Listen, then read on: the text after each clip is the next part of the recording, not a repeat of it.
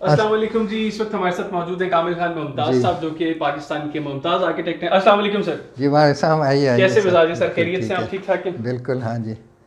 ناظرین, آج کے پروگرام میں ہم کامل صاحب سے بات کریں گے کچھ لاہور کی تاریخ کے حوالے سے, اور ان کا جو ان کی ایکسپرٹیز ہے وہ جانیں گے. سر سب سے پہلے تو آپ بتائیے گا کہ لاہور شہر کی مختصر سی تاریخ کیا ہے؟ لاہور شہر کی تاریخ تو مختصر نہیں ہے, کافی طویل ہے. اچھا. بہرحال یہ بہت پرانا ایک بستی ہے. ہندو شاہیہ دور سے ہمیں زیادہ اس کی تاریخ ملتی ہے, اور اس کے بعد پھر سلطنت دور میں بھی یہ دارالسلطنت رہا, غوری دور میں. اور پھر جو ہے مغلوں کے لیے بھی ان کا یہ دارالحکومت تھا, اور اس کے بعد پھر سکھوں کا دور رہا, اور سکھوں کے بعد پھر انگریزوں کا دور آیا. تو یہ سارے ادوار ان سے گزرا ہے, اور شہر کی تبدیلی ہوتی رہی ہے. یہ انگریزوں سے پہلے آپ سمجھیں کہ ایک طرح کا شہر تھا, اور انگریزوں کے بعد ایک بنیادی تبدیلی آئی. آپ کو کتنی دیر ہوگی ہے لاہور شہر پر کام کرتے ہوئے؟ لاہور شہر پہ میں نے 77 میں ہم نے پہلے اس کے ماسٹر پلاننگ پہ کام کیا تھا. تو یہ بہت بڑا منصوبہ تھا, Lahore urban development and traffic study. تو یہ 2-3 سال ہم اس پہ کام کرتے رہے, اور پھر یہ LDA کے لیے کیا تھا. اور وہ پھر اس سے پہلے ایک ماسٹر پلان بن چکا تھا 1996 میں, اور اس کے بعد پھر یہ جو پھر 1980-81 میں شائع ہوا اور اپروو ہو گیا. تو یہ بہت کمپریہنسو تھا, اور آج تک بہت سارے جو ایکسپینشن اور ڈیولپمنٹ پلاننگ ہو رہی ہے وہ بیسک سٹرکچر اسی وقت, بلکہ یہ تھا ہی سٹرکچر پلان. تو سٹرکچر پلان کا مطلب یہ کہ اس میں بنیادی اصول اور حکمت عملی وضع کی جاتی ہے. باقی ڈیٹیل پلاننگ تو جیسے میں نے کہا آج تک جو LDA کر رہے ہیں وہ اس کے مطابق ہی کر رہے ہیں. سر آپ کو تھوڑی سی تکلیف دے رہے ہیں, اگر ہم تھوڑا سا آپ کا آفس بھی دیکھیں, ہم دیکھیں کہ بڑا خوبصورت آفس آپ نے ڈیزائن کیا ہوا ہے. اور آرکیٹیکٹس آج کل کے جو آرکیٹیکٹس ہیں جی وہ پینٹ اور کلسٹر اور پتہ نہیں کیا عجیب و غریب چیزوں پر کام کرتے ہیں. آپ کے یہاں پہ ریڈ برک کا کام ہوا ہوا ہے, اور بڑی خوبصورت لائٹ جو ہے وہ بڑی خوبصورت ہے پوری اس کمرے کی, اس پورے آفس کی.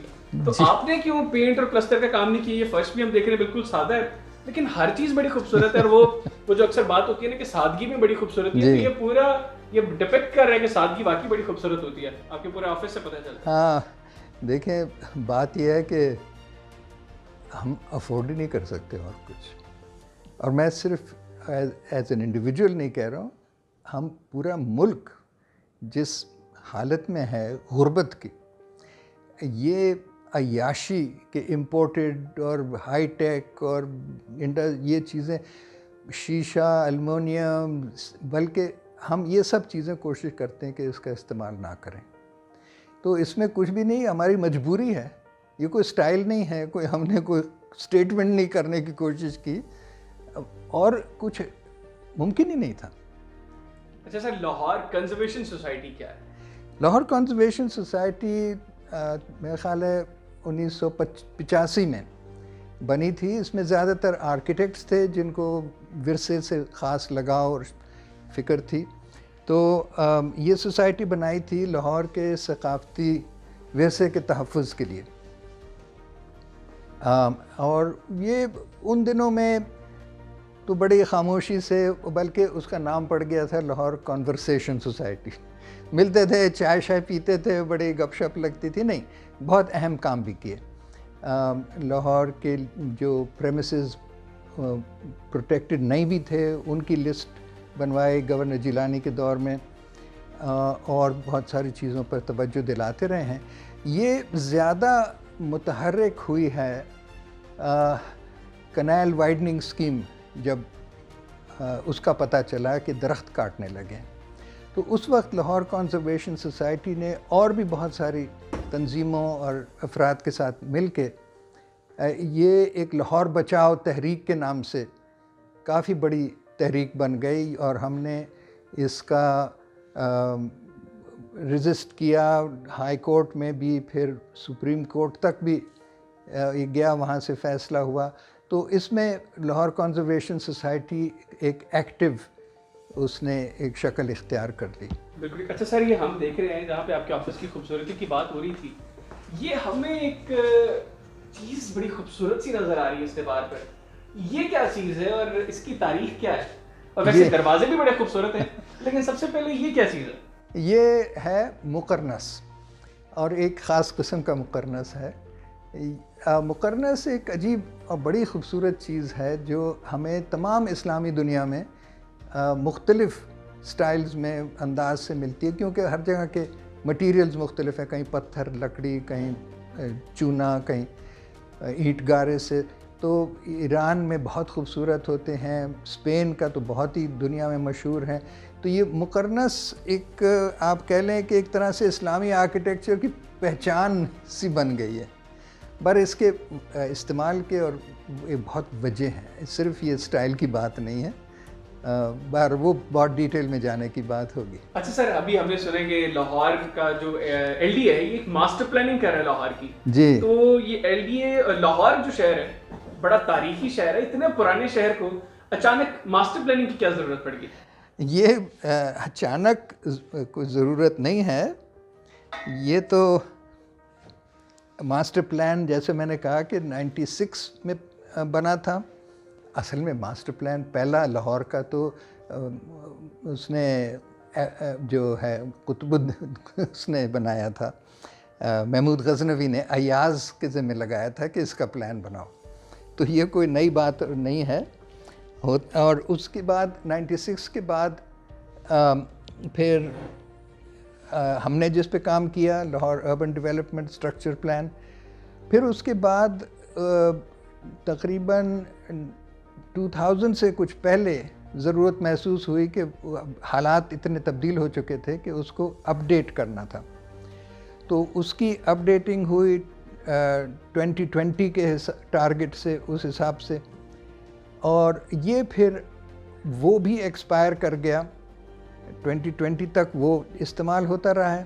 بغیر کسی ماسٹر پلان کے تو کوئی شہر اپنے کاروبار چلا نہیں سکتا نا. کہاں سڑک بنانی ہے، کہاں آبادیوں کو ایکسٹینڈ کرنا ہے، کیا رولز ریگولیشنز.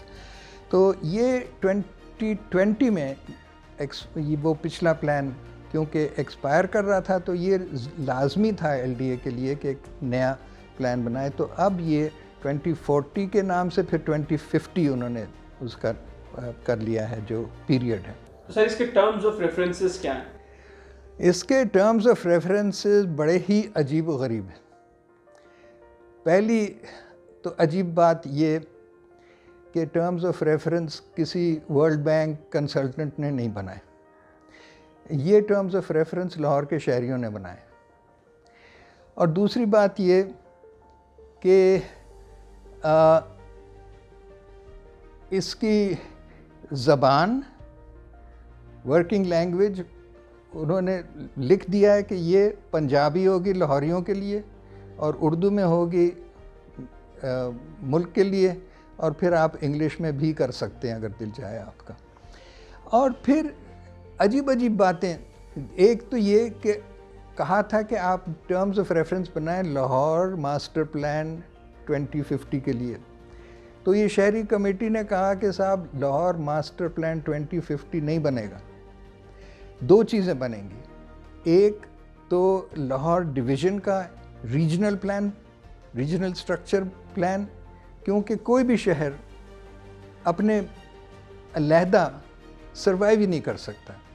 تو اس علاقہ جو کہ دانہ پانی میسر کرتا ہے اس کو شامل کیے بغیر کوئی ایک شہر کا پلان بنائی جائیں، اس میں کوئی سینس نہیں بنتا. اور پھر یہ کہ ہم چاہتے ہیں یہ شہر موٹروں کے لیے، مشینوں کے لیے نہیں، انسانوں کے لیے چاہیے. تو وہ سارا جو ایک نظریہ، ایک ویژن سٹیٹمنٹ سے لے کے میتھڈالوجی تک، ایک اس میں ایسے اس طرح کے ٹرمز آف ریفرنس ہیں جو کم از کم میرے علم میں پہلی بار کسی شہر میں یہ اس طرح سے کیا جا رہا ہے اور میں سمجھتا ہوں بالکل صحیح طریقہ ہے. سارے پلانز اسی طرح بننا چاہیے. سر آخر میں یہ بھی بتائیے گا کہ کیا لاہور کا عام شہری ایل ڈی اے کی اس لاہور کی ماسٹر پلاننگ میں حصہ لے سکتا ہے؟ دیکھیے یہ بھی ایک انوکھی بات اس ٹرمز آف ریفرنس کی یہ ہے کہ کنسلٹنٹس کو انہیں بتا دیا گیا ہے کہ آپ نے ہر مرحلے پہ شہریوں کو شریک کر کے ان کی رائے لینا ہوگی اور اس کے مطابق آپ نے ہر قدم اور بہت سٹیجز سے گزرنا ہوتا ہے. تو یہ لازمی حصہ بن گیا ہے ماسٹر پلان 2050 کا کہ اس میں اب وہ جس طرح سے بھی اس کی بنائیں، ویب سائٹ بنائیں گے، جو بھی اس کی ڈیٹیلز کریں گے، یہ تو کنسلٹنٹس کا ہے. لیکن میرے خیال سے ہم سب شہریوں کو اس میں ہر طرح سے حصہ لے کے، اپنے شہر ہمارے مستقبل ہیں، تو یہ اگر ہم سے پوچھا جا رہا ہے، موقع مل رہا ہے، بلکہ لازمی بنا دیا ہے، تو اب اگر ہم خود حصہ نہیں لیں گے تو کل کو بیٹھ کے ہم سر پکڑ کے رونا نہیں چاہیے کہ جی یہ کیا کر دیا، وہ کیا کر دیا. سر ایک سپلیمنٹری کوسچن، لاسٹ کوسچن، آپ کی شہر میں لاہور، آپ کے خیال میں لاہور شہر کیسا ہونا چاہیے؟ میرے خیال سے تو جو ٹی او آر میں جو ویژن دیا ہے وہ میرے نظریات کے عین مطابق ہے کہ ہمیں لاہور چاہیے a centre of اربینٹی and civilisation, ایک مہذب خوشحال لاہور. اور کن اصولوں پہ؟ یہ اس لیے نہیں کہ لاہور انجن سٹیز اور انجنز آف اکنامک گروتھ، یہ اکنامک گروتھ وغیرہ کی بات نہیں کر رہے ہیں. اکانومی کا مطلب ہے کہ شہریوں کو روزگار مہیا کرے، یہ نہیں کہ آپ اکنامک گروتھ کے لیے شہریوں کو استعمال کریں. تو اور یہ کہ مین اس کا فوکس پیڈسٹرنائزیشن پہ ہوگا. اور پھر شہر جو ہے وہ واکبل ہونا چاہیے، یعنی اسی واکبل ڈسٹنس میں، پیدل فاصلے میں، یعنی 1-2 کلومیٹر سے زیادہ نہیں. اس رہائش بھی ہونا چاہیے، جو آکوپیشنز ہیں، کمرشل ہو، مارکیٹ جو بھی ہے، پیدل جا سکتے ہیں کاروبار کے لیے.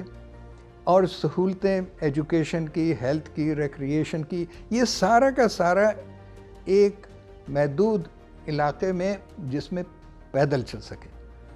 تو اس طرح سے پھر تقسیم کرنا پڑے گا. وہ میگا سٹی والا کانسیپٹ ہی ختم ہو جاتا ہے. ہاں اس طرح کے بہت سے سینٹرز کہہ لیں، ان کو پھر کنیکٹ کرنے کے لیے اربن ریپڈ ٹرانسپورٹ وہ الگ چیز ہے. تو یہ بہت ہی ایک میں سمجھتا ہوں کہ ویری ایکسائٹنگ ایک شکل اختیار کر رہا ہے. اور